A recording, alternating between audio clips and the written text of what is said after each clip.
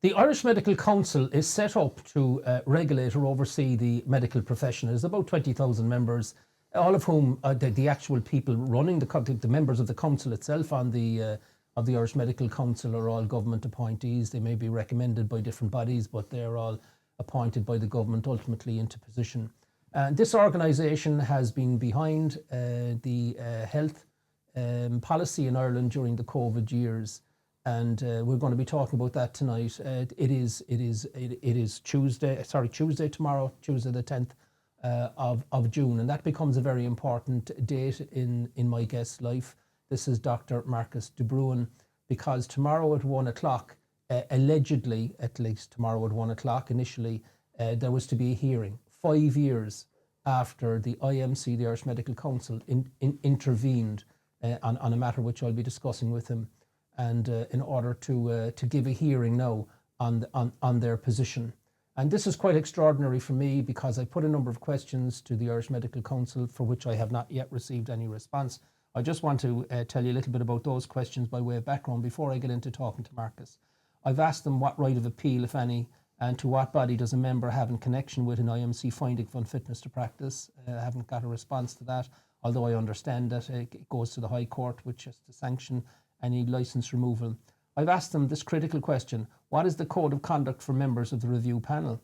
Can you please supply a copy? Silence. I've asked them what training on due process, basic civil and human rights is mandated for members of such panels. They have a committee that looks at these matters, usually about 6 to 8 people, and please provide an overview of the training. And what review, if any, was conducted by the IMC on overriding informed consent during COVID? And finally, I've asked them a question in connection with something I've been bringing up in my talks, which was a ruling by the European Court of Justice in January. I said, what is your response to the 2025 European Court of Justice ruling on the Fragese case? That's an Italian GP, specifically related to GP's discretion and the requirement to undertake risk-benefit analysis on vaccines and to issue prescriptions in connection with same, and how this reconciles with your position on universal vaccination for experimental mRNA vaccines. And why all those questions are important is that Dr. Marcus de Brún was not happy with the public health guidelines that were being implemented across his profession. He was doing exactly what he was supposed to have done according to the ruling of the ECJ. He was looking at his own clinical practice, he was coming to his own conclusions, and he was concerned about informed consent. Is that an unfair description? No, that's a perfectly reasonable description, Eddie, definitely. I suppose my difficulties with the Medical Council began as a consequence of the deaths that were unfolding in the nursing homes in 2020, really. And I suppose I'm very unfortunate in that I think the vaccine, when the vaccine arrived, I found myself in an impossible situation to support that either. So unfortunately, those two issues were the issues, the deaths in the nursing home and what in particular on the deaths in the nursing homes was bothering you? Was it in excess of the normal pattern of deaths? Oh, well, look, I had a nursing home with 48 patients in it, and in a period of 4 to 6 weeks, 12 of them died of COVID, and those deaths, began shortly after the government transferred patients from Beaumont Hospital into our nursing home, had a capacity or had some availability of beds.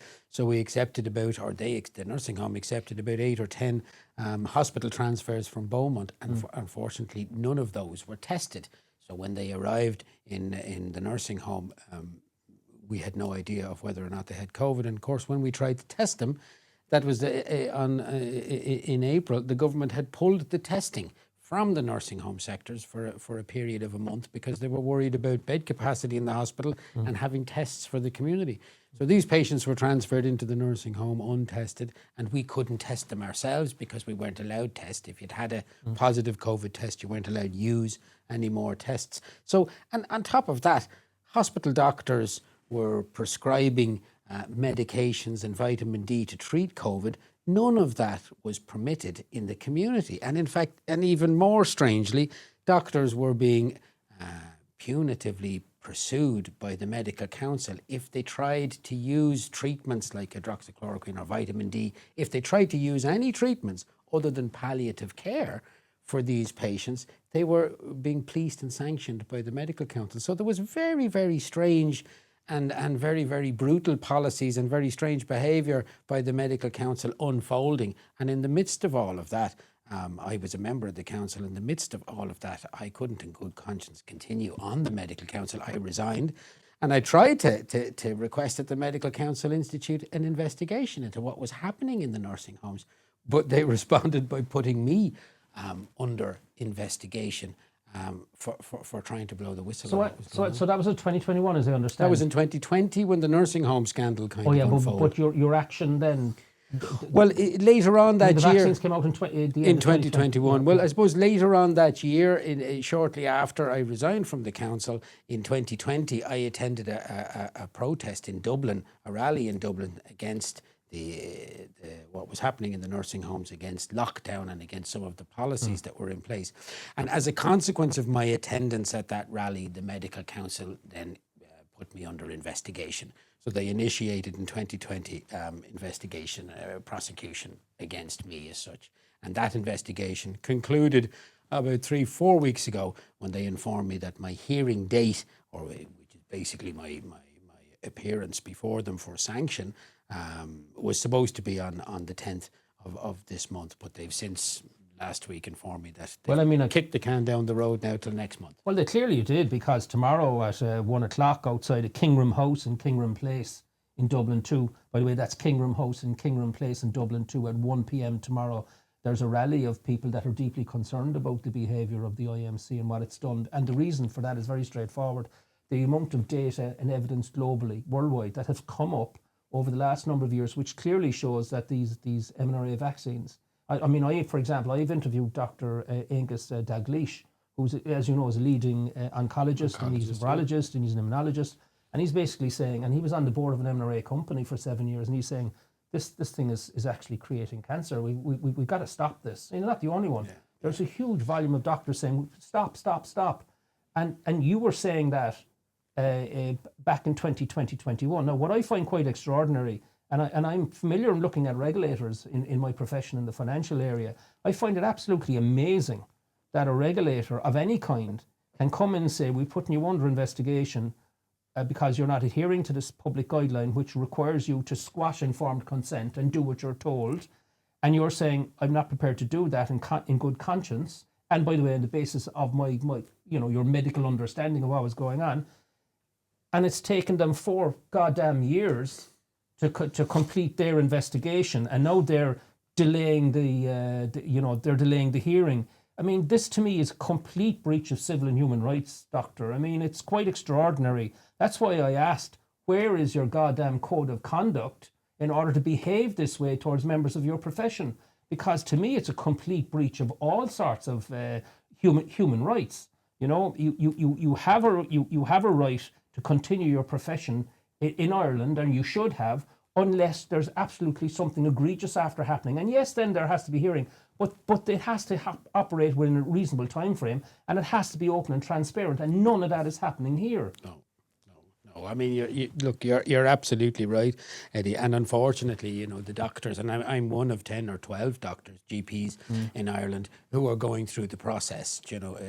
Some have completed the process and have already been punished by the medical council and have already been sanctioned and issued with their censure on their licence and various things that they have to do in order to appease the council, such as doing a course or doing a class. Essentially, I suppose, just kind of to rub it into them, But this is politics, right? Oh, what you're describing is politics. Well, there isn't a single patient. There isn't a single patient I've harmed. I'm not on trial for any sort of clinical practice, any sort of medical negligence. I'm before the council because I objected I refused to administer the vaccine, which I thought at the time was my choice to do so, and I would willingly refer any patient who wanted to get it to another doctor to have it. And I undermined, I'm accused of undermining public health guidelines.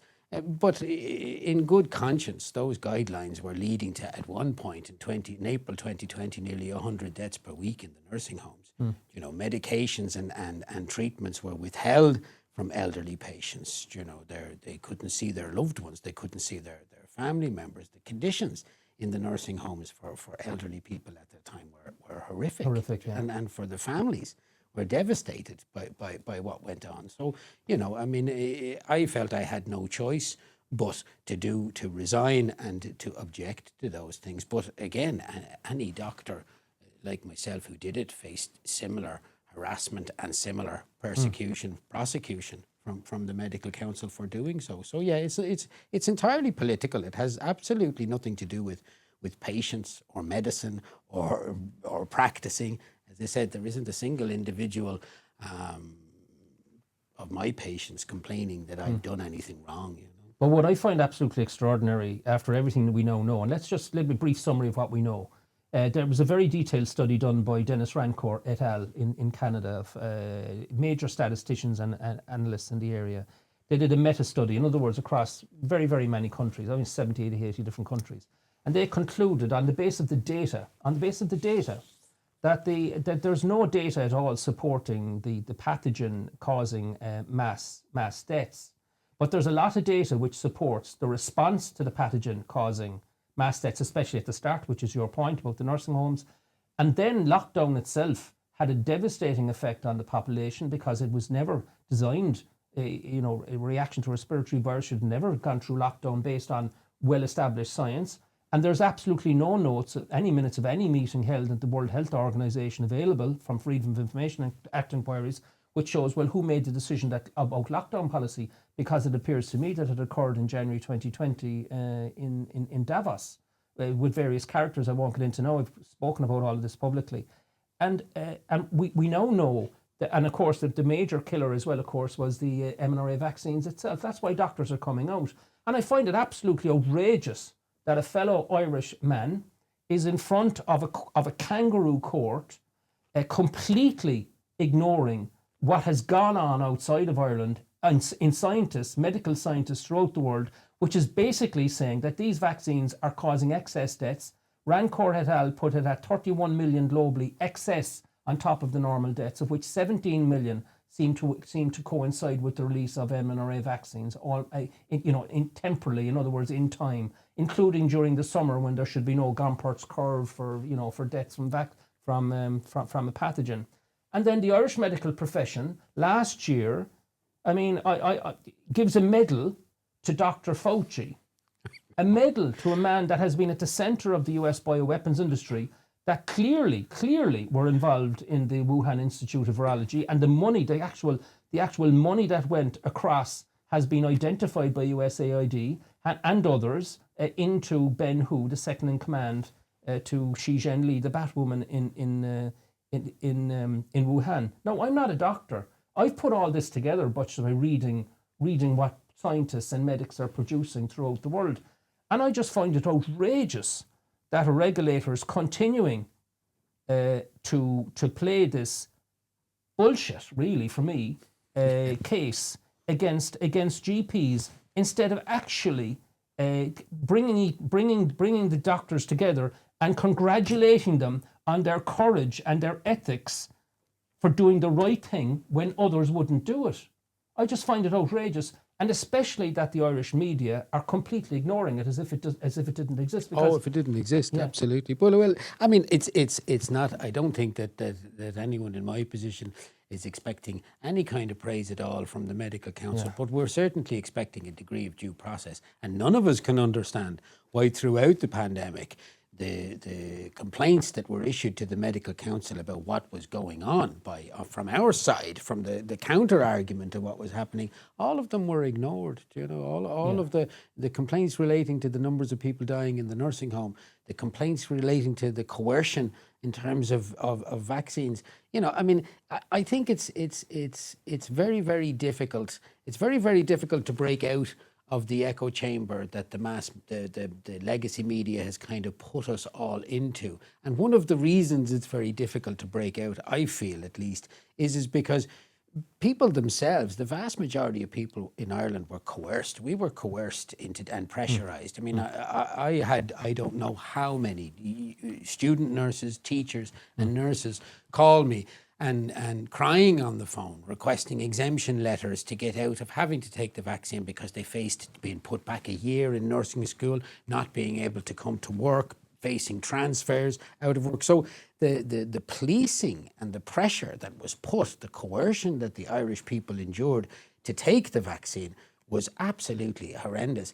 And that aspect of it, I think people feel guilty. Many people feel guilty that they've taken the vaccine, and many people regret taking the vaccine. And unfortunately, many people have forgotten that they had no choice. We had no choice but to take it. And it's that element of coercion that was completely and utterly wrong. All of that vaccine passports and all of that threats of job loss, that was entirely wrong. But it's very, very difficult, I think, for people to look back and assign the blame where it needs to go. And the blame where it needs to go is on institutions like the Medical Council, who are policing all of this. I mean, the raison d'etre of the Irish Medical Council is to protect patients, believe it or not. That's the banner on their website. They're supposed to be acting independently. But the Medical Council was certainly captured by the minister and certainly was functioning entirely on behalf of the manufacturers of a vaccine and of the government in suppressing any kind of voice. So not only were people were coerced, but they were deprived. They were deprived of any sort of discussion, any sort of debate, any sort of questions, because all of those questions were quashed. And the people posing those questions, the doctors posing those questions, were quashed and pursued by institutions like the Irish Medical Council. Well, it's already clear from basic research that this coercion that you talk about in Ireland was part of a global issue. This was all premeditated coercion. I mean, it was gamed in open sight in Event 201 in October 2019 in New York, which was financed by the Gates Foundation and by the World Economic Forum. And they gamed the coronavirus. A month after, it looked as if the first signs of this new pathogen, in inverted commas, was circulating around Wuhan. And that was the month that the Gates Foundation put over $50 million into BioNTech, which became the partner to Pfizer. And then 2 years later, when it was sold for $1.3 billion, Gates admitted that the vaccine doesn't reduce transmission at all. I mean, we had everybody is safe. Nobody's safe until we're all safe. We had take the vaccine and you won't get it. I mean, it was constant lies. I mean, there was hardly anything that was stated by the medical authorities in every country, including in Ireland, that actually turned out to be true. That's the problem. That the medical, it's not just the Medical Council for me. It's the actual media, the fourth estate, the political establishment, the permanent establishment, and the president, the office of the president, all failed the Irish people during this crisis. And I've absolutely no doubt, as time goes on, history is going to be very, very unkind to all of those organisations and those that led them. And right now, for me, all of it, for me, you may not agree with this, all of this for me is simply Operation Cover-Up. That's what we're seeing globally. I entirely agree. It is Operation Cover-Up. There's no two ways about it. I mean, the normal checks and balances for a drug or a vaccine for emergency use authorization, if normal things were at play, I mean, the vaccine would not have made it onto the market if other drugs were being used in the community.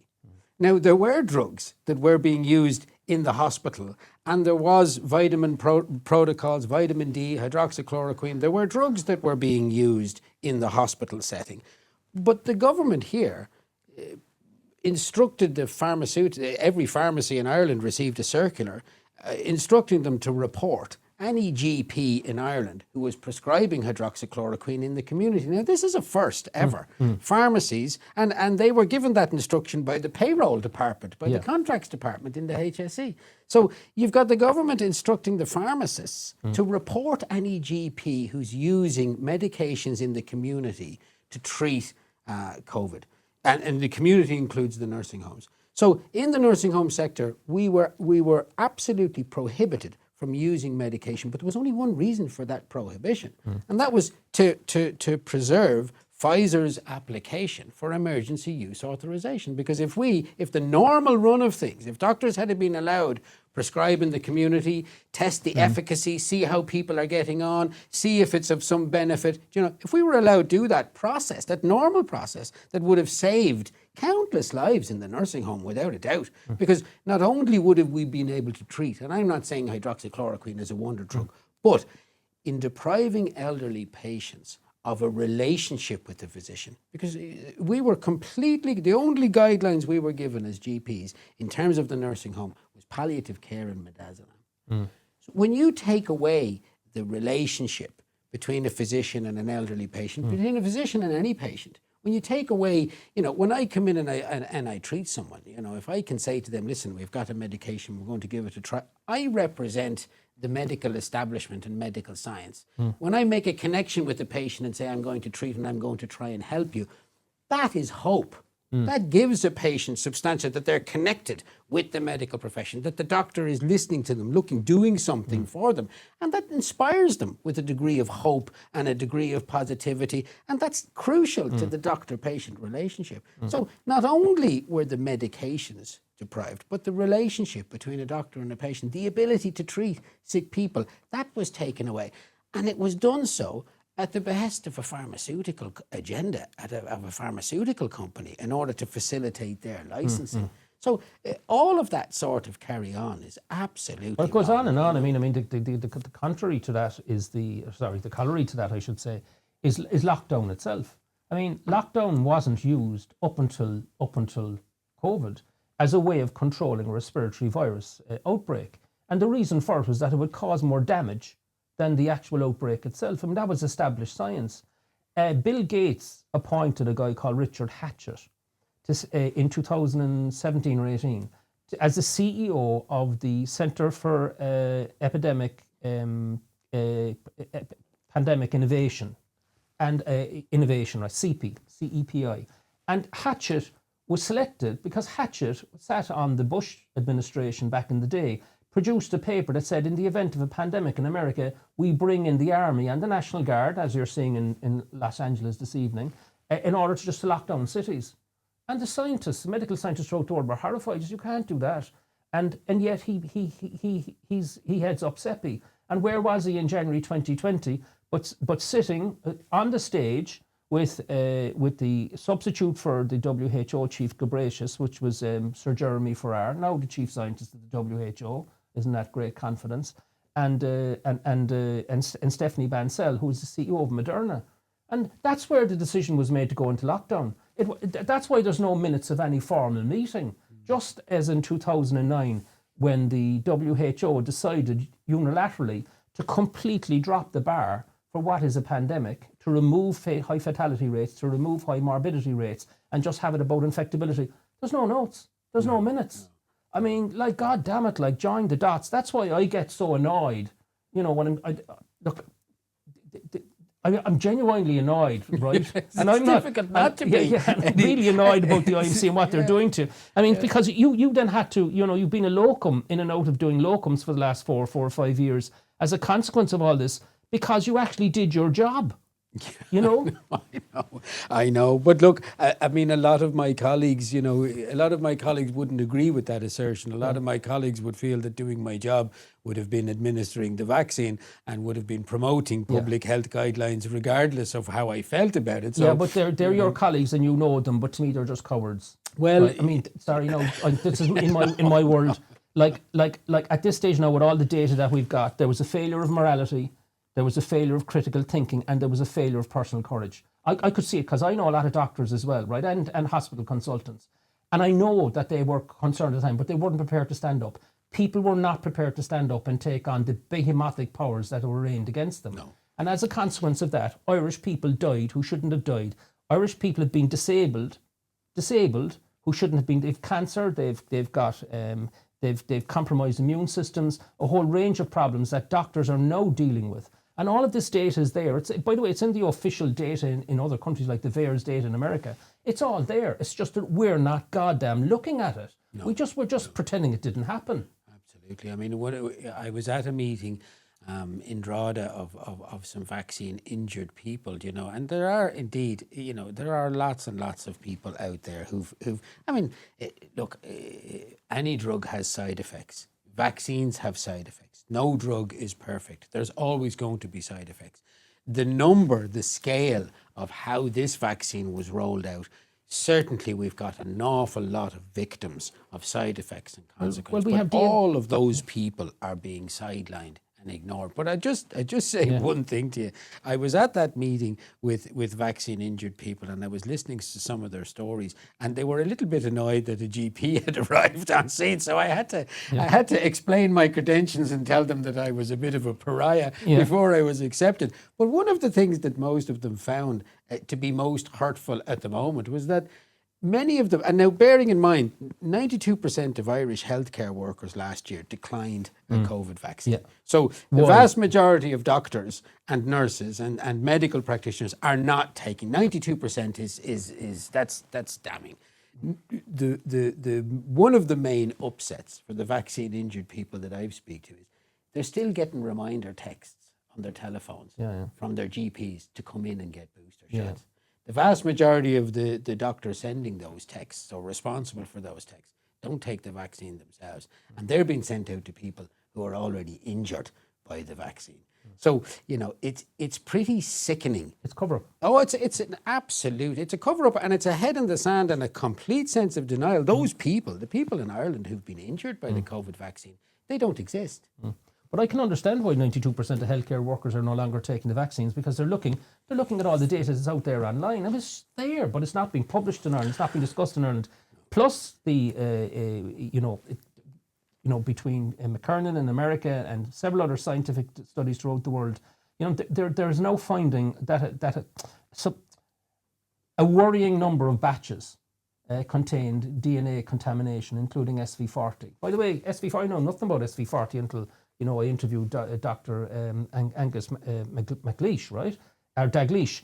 And I mean, like SV40 is a cancer, is a cancer creating substance. It was inside in some of the batches of the vaccine. So there has been substantial. I'm not saying this is premeditated. I'm not saying that at all. That remains to be proven. But there's this thing was an absolute global health disaster. Oh, a global health disaster. I mean, when you talk about SV40, what SV40 is it stands for simian virus 40, and it's the DNA, what's called the promoter region. It's the little piece of DNA that's used in the production of the vaccines in order to make them make the plasmid replicate and to produce the vaccine. And it is a DNA. So a very good GP in Wexford, Dr. Billy Ralph, a colleague of mine, sent off some Irish vials for independent analysis. And they were returned with significant levels of what they describe as contamination with DNA. The mRNA vaccine has certainly And by the way, did Dr. Ralph pick those vaccine vials at random? He did, absolutely. Just random? Just random, yeah. Okay. But the ones in use in Ireland. There's absolutely unequivocal, irrefutable evidence to state that the mRNA vaccine has particularly high levels of DNA within it. Now, bear in mind that what's referred to as DNA contamination. Bear in mind, initially there were 4 vaccines when the vaccines arrived on the scene. 2 of them were DNA and 2 of them were RNA. Okay. The 2 DNA vaccines were around for about 3 to 6 months, and they were pulled from the shelves because of the massive amount of side effects that they were causing. So, to say that this vaccine is contaminated with DNA, the DNA vaccines and DNA in the vaccine has already proven itself to be catastrophic. Those vaccines were pulled. There was a significant amount of death and a significant amount of morbidity as a consequence of those DNA vaccines. Is DNA in the mRNA vaccines? Absolutely. Is it at high levels, higher than what the manufacturers reported? Absolutely. Can it potentially cause harm? Well, absolutely, and that potential has already been shown by the removal of the 2 DNA vaccines, the two pure DNA vaccines. Yeah. So, without a doubt, these vaccines are. But at the end of the day, the uptake of the vaccine in Ireland has collapsed. Not only is 92% of medical professionals refuse to take the vaccines, 70% of eligible people in Ireland are refusing to take the vaccines. The only people taking it are the captive audiences in the nursing homes who are not compos mentis or whatever, and they're being injected by the staff in the nursing homes. Well, look, Marcus, I think we leave it at that for this evening, and just monitor events. If you are interested in what's happening here and you want to make your presence known to the Irish Medical Council, you can do so tomorrow. That's Tuesday the 10th at 1 p.m. at Ingram House, Ingram Place in Dublin 2. This is going to be an ongoing focus. For me, the Irish Medical Council are completely offside on this. Their procedures are offside. The way they're handling these matters are wrong, and they're fundamentally wrong on their whole approach to what has been a healthcare catastrophe globally, and all that is becoming clear. The fact that the Irish media are not prepared to discuss it because they've colluded in it. The medical establishment are not prepared to discuss it. Most of the political establishment won't discuss it. That doesn't mean that it's not coming. It is coming. All this is coming through, and it's just a question of when we finally turn around and accept that we've got a major issue here that we've got to really get examined properly, and not just get away with this box-ticking nonsense of a hoax of a COVID inquiry which was announced by the government.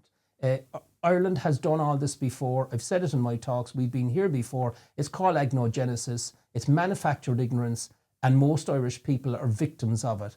Thankfully, the medical profession, by refusing to take any more of this dangerous substance, this mRNA vaccine, as Dr. de Brún said, 92%, is a damning indictment of what's happened. There's much more here, much more to come. Thank you very much for listening to us. Dr. de Brún, thank you so much for coming. Thanks very much for having me, Eddie. Lovely to talk.